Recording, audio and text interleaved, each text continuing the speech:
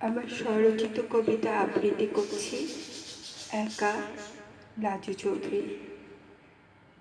তুমি চলে গেলে আমি বড় একা হয়ে যাব। পৃথিবীর কাছে আমি হয়ে যাব অচল। তুমি যেতে চাইছো, যাও, আমি তোমাকে বাধা দেব না। কিন্তু একবার ভেবে দেখো, এতটা দীর্ঘ সময় নিয়ে আমি কি করব? তুমি যেতে চাইছো, যাও, আমি কি নিয়ে বাঁচব বলো?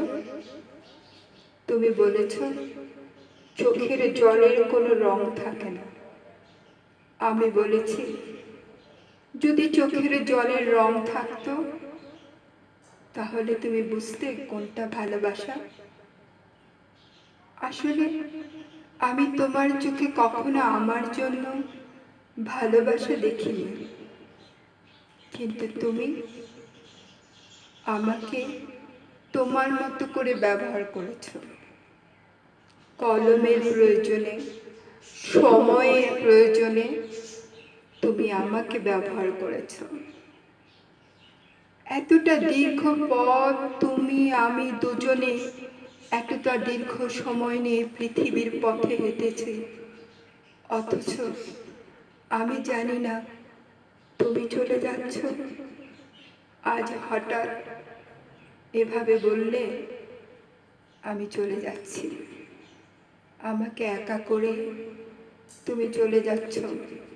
উপরে ওঠার সিঁড়ি পেয়েছ, একবারও কি ভেবেছ এতটা দীর্ঘ সময় নিয়ে আমি কি করে বাঁচব?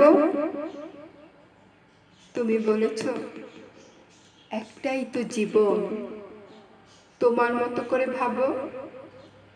আমি তোমার চোখে তাকিয়েছিলাম।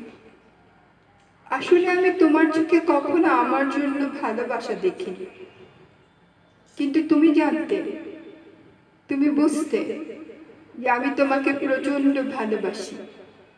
কিন্তু তুমি তোমার প্রয়োজনে, তোমার কলমের প্রয়োজনে তুমি আমাকে ব্যবহার করেছো।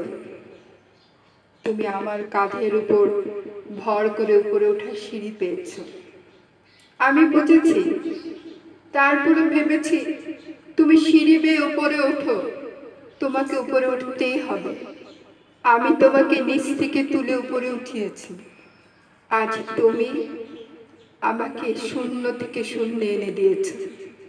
একবারও কি তোমার চোখে পড়েনি আমার চোখে ভালোবাসা?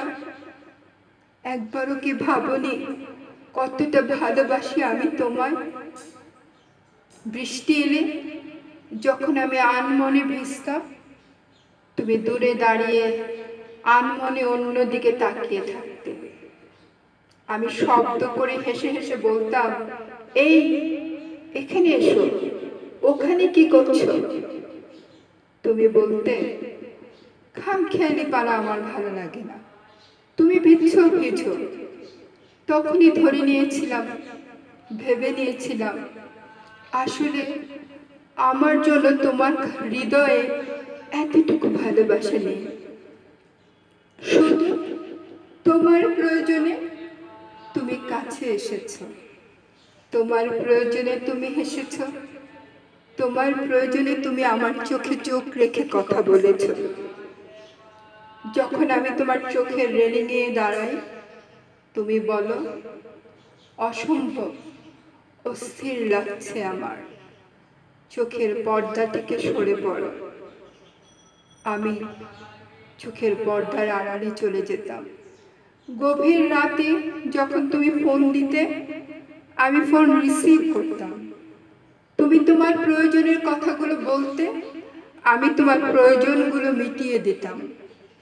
কিন্তু যখন আমার ভালো লাগতো না, আমি তোমাকে ফোন দিলে তুমি বলতে ফোন রাখো, ভীষণ ব্যস্ত আছি আমি। তারপরও কোথাও যেন এই শব্দগুলো আমার কাছে ভালো লাগার ছোঁয়া লেগে যেত। কখনো অভিমান করিনি তোমার প্রতি, কিন্তু তোমাকে আমি অনেক ভালোবাসি, অনেক ভালোবাসি। আজ তুমি আমাকে একা ফেলে প্রবাসী হচ্ছ। একবারও ভাবলে না আমি কি নিয়ে বাঁচব? তুমি কি জানো, প্রতিটি মুহূর্তে কলমের ছোঁয়ায় আঙ্গুলের স্পর্শে আমার ভালোবাসা বুকের ভিতরে জন্ম নিয়েছে। তুমি বুঝবে কি করে? তোমার চোখে তো আমার জন্য এতটুকু ভালোবাসা আমি দেখিনি। যখনই চোখে জল গড়িয়ে গেছে তখনই বলেছ, তুমি বোঝো চোখের কোনো জলের রং আছে কিনা। তুমি বলতে, বৃষ্টির যেমন রং নেই তেমনি চোখের জলেরও কোনো রং নেই। তখনই বুঝেছি তোমার মস্তিষ্কে ভালোবাসার পচন ধরেছে। তুমি ভীষণ স্বার্থপর, অনেক বেশি স্বার্থপর। ঠিক আছে, তুমি যেতে চাইছো যাও। আমার জন্য অফুরন্ত সময় তুমি ফেলে গেলে। আমি বেঁচে থাকবে এই অফুরন্ত সময়ের মাঝে তোমাকে নিয়ে।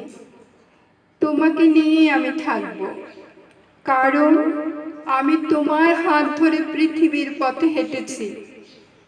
তোমার হাত ধরে আমার কর্মজীবন শুরু করেছি।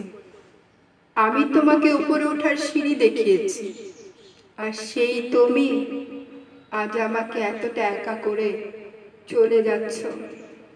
বলেছিলাম কবে ফিরবে, তুমি বলেছ আমার কোনো নির্দিষ্ট সময় নেই।